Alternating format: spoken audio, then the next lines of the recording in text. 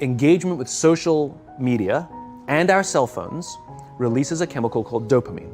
That's why when you get a text, it feels good, right? So, we've all had it where you're feeling a little bit down or feeling a bit lonely, and so you send out 10 texts to 10 friends, hi, hi, hi, hi, hi, because it feels good when you get a response, right? Right? It's why we count the likes. It's why we go back 10 times to see if my Instagram is growing slower. Did I do something wrong? Do they not like me anymore, right? The trauma for young kids to be unfriended, right? Because we know when you get a hit of dopamine, which feels good. It's why we like it. It's why we keep going back to it. Dopamine is the exact same chemical that makes us feel good when we smoke, when we drink, and when we gamble. In other words, it's highly, highly addictive, right?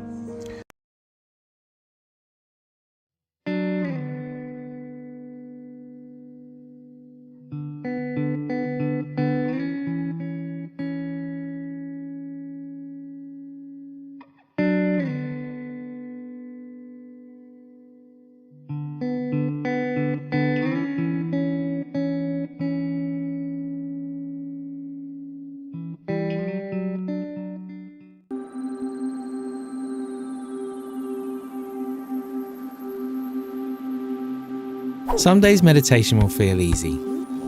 On others, it might feel difficult. The trick is to gently stay with it each time, no matter how it feels.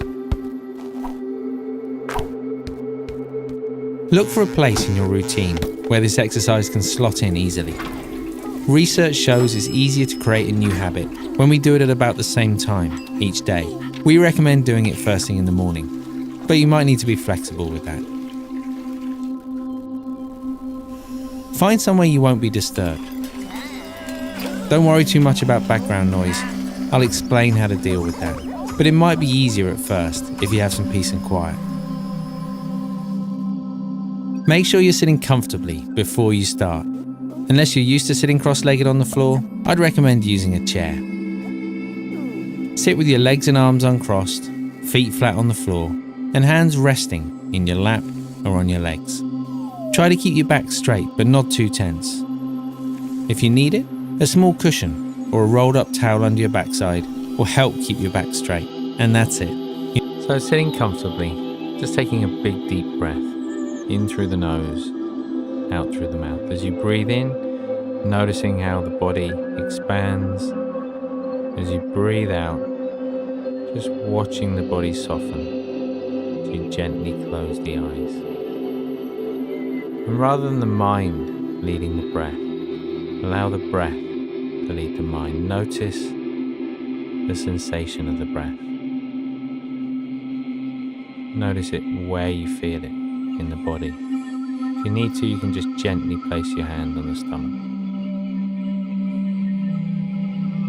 And just following that rising and falling sensation.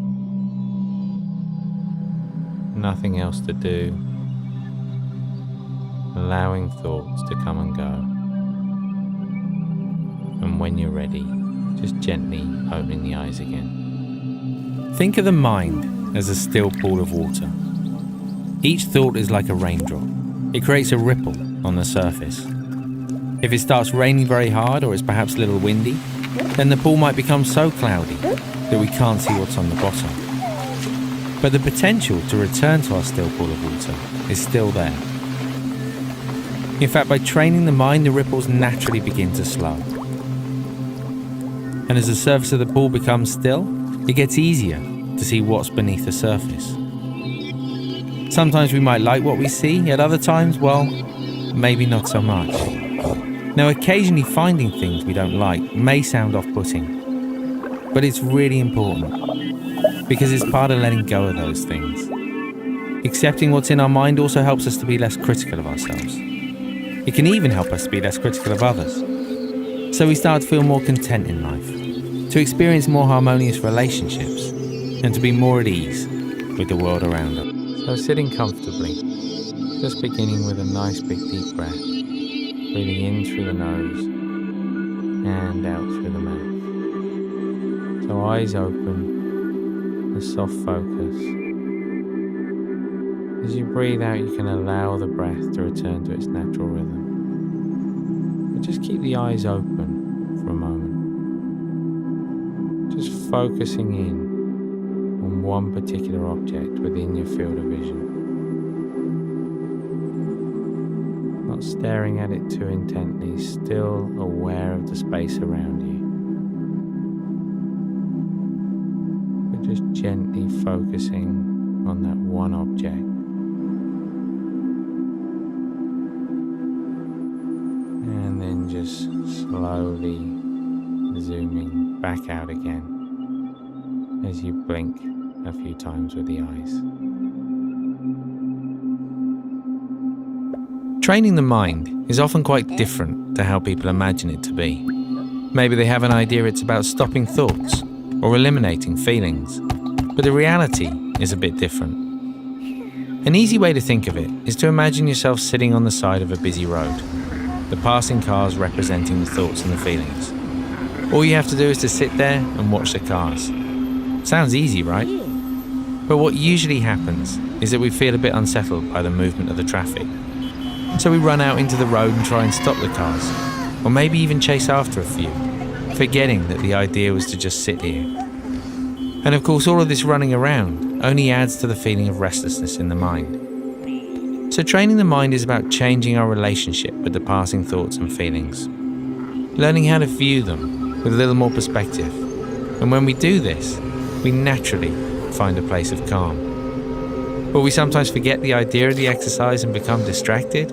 Of course we will. But as soon as we remember, here we are, back on the side of the road again, just watching the traffic go by, perfectly at ease,